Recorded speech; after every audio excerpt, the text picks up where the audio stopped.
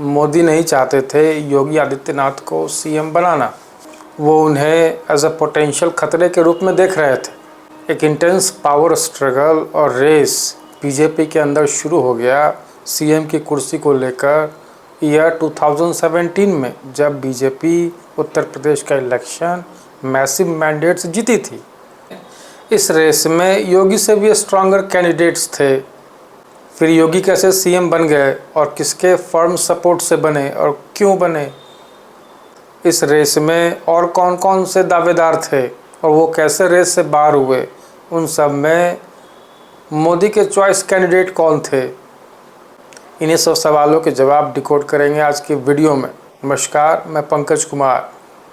योगी के stronger competitor थे OBC leader Keshav Prasad Maurya. ये अमित शाह के करीबी माने जाते थे। इस इलेक्शन में उन्होंने करीब 200 से ज़्यादा मीटिंग्स, सभाएं ईटीसी किया था और धीरे धीरे अपना पॉलिटिकल कद बड़ा किया था। इनका बढ़ता कद बाकी के कुछ बीजेपी लीडर्स में जलन भी पैदा करने लगा था। इस इलेक्शन में एक मैसिव ओबीसी मोबिलाइजेशन बीजेपी की तरफ हुआ था। केशव प्रसाद मौर्य इसका ओपन क्रेडिट लेने लगे। ये हाई कमांड को खटकने लगा। ये इलेक्शन बीजेपी मोदी फेस पर लड़ी थी और वही बीजेपी के नंबर 1 ओबीसी फेस हैं।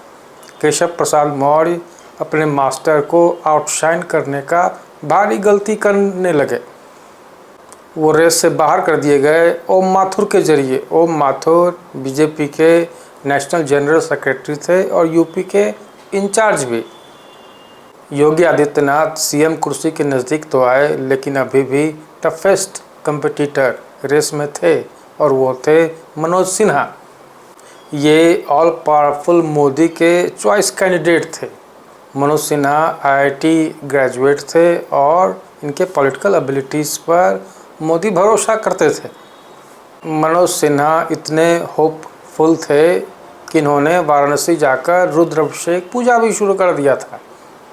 इनका नाम सर्कुलेट होता देख आरएसएस अलर्ट मोड में आ गई, स्पेशली गोपाल कृष्णा आरएसएस के सर कार्यवाह थे और आरएसएस बीजेपी के बीच कोऑर्डिनेटिंग पॉइंट मैन। ये नहीं चाहते थे कि मनोज सिन्हा सीएम बने। तो सवाल है, मनोज सिन्हा नहीं तो फिर और कौन?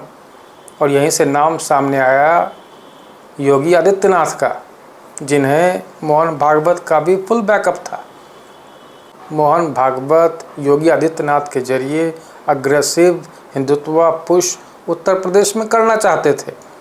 आखिर उत्तर प्रदेश का अयोध्या ही तो हिंदुत्व पॉलिटिक्स का गढ़ रहा है। लेकिन मोदी योगी के नाम के लिए सहमत नहीं थे। सबका साथ सबका विकास जैसे नैरेटिव के जरिए Modi all powerful and popular हुए थे, जबकि योगी का इमेज एक पोलराइजिंग हार्डलाइनर का था।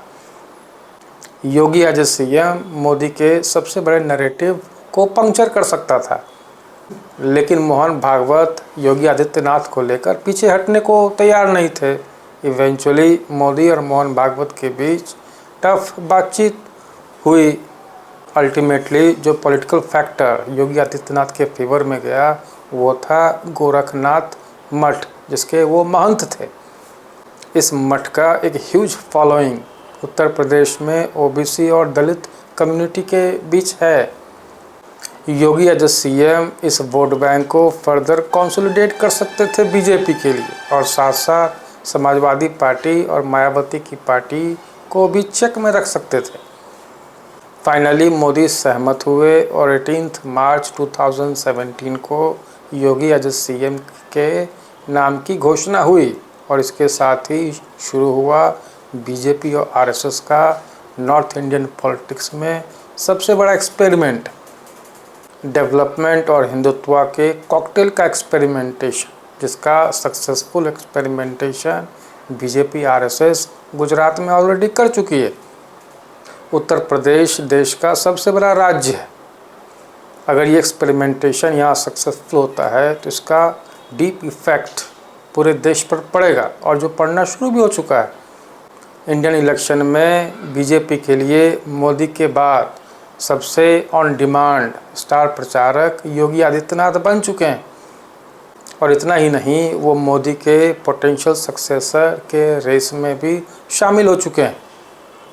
आपको क्या लगता है, क्या योगी आदित्यनाथ पीएम का भी रेस जीत पाएंगे? नीचे कमेंट बॉक्स में ज़रूर बताना।